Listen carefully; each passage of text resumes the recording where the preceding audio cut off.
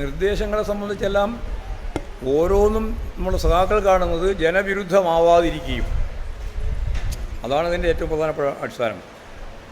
ഈ കേരളത്തിലെ അടിസ്ഥാന വർഗ വിഭാഗങ്ങളുടെ പ്രശ്നങ്ങൾ ഫലപ്രദമായി ഈ സന്ദർഭത്തിലും കൈകാര്യം ചെയ്യപ്പെടും എന്നുള്ളതിന് ഗ്യാരണ്ടി ഉണ്ടാക്കുകയും ചെയ്യുക എന്നുള്ളതാണ് പ്രതിനിധി സഖാക്കളുടെ ഊന്നൽ.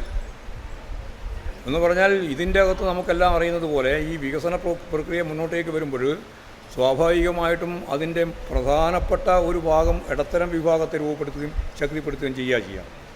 എന്നാൽ അതോടൊപ്പം തന്നെ പരമ്പരാഗതമായ തൊഴിലാളി വിഭാഗം, ജനവിഭാഗങ്ങൾ, നമ്മുടെ ഏറ്റവും അടിസ്ഥാനപരമായിട്ടുള്ള വിഭാഗം, ആ വിഭാഗങ്ങളുടെ ജീവിതം മെച്ചപ്പെടുത്താൻ ഫലപ്രദമായിട്ട് ഈ പൊതുവികാസത്തിൻ്റെ ഒപ്പം തന്നെ അതിനെയും ഫലപ്രദമായി ചേർത്ത് നിർത്തി മുമ്പോട്ടേക്ക് പോകണം എന്നുള്ള കാര്യമാണ് സഖാക്കൾ ഡെലിഗേഷനുകൾ വ്യക്തമാക്കിയത്.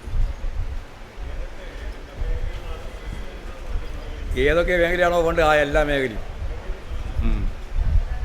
അത് സർവതല സ്പർശിയായ മേഖലയാണ് ഉദ്ദേശിക്കുന്നത്. അത് ഏതെങ്കിലും പ്രത്യേക നിങ്ങൾക്ക് പല നിർദ്ദേശങ്ങളുണ്ടെങ്കിൽ അത് നമ്മൾ സ്വീകരിക്കും.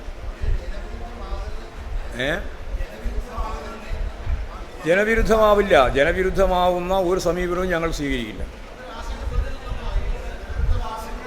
അല്ല, നിങ്ങൾക്കുള്ളതാണ് ഞാൻ പറഞ്ഞത്.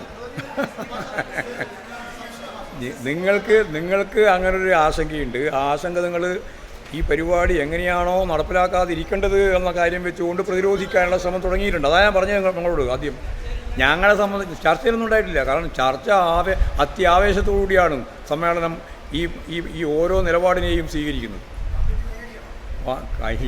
നിങ്ങളെല്ലാം വിചാരം എന്താ, ഞാൻ ഓരോന്ന് പറയുമ്പോൾ കൈയടിച്ചുകൊണ്ടിരിക്കുന്നത് പുതിയ പൊതുസമ്മേളനം മറ്റാ നല്ല പക്വത വന്ന കേഡർമാരാണ് പങ്കെടുക്കുന്നത് സമ്മേളനത്തിൽ കേട്ടാ. നിങ്ങൾ വിചാരിക്കുന്ന പോലെ നിങ്ങൾക്ക് ഇപ്പോൾ മനസ്സിലായില്ല. ഒരു കുറേ കഴിയട്ടെ, അപ്പോൾ നിങ്ങളെല്ലാം പങ്കെടുപ്പിക്കാം. അപ്പോഴാ നിങ്ങൾക്ക് മനസ്സിലാക്കുക സമ്മേളനം എന്താണെന്ന്. ഇപ്പോഴിങ്ങനെ പുറത്തു നിന്നിരിങ്ങനെ നിങ്ങൾക്ക് മനസ്സിലാകുന്നില്ല.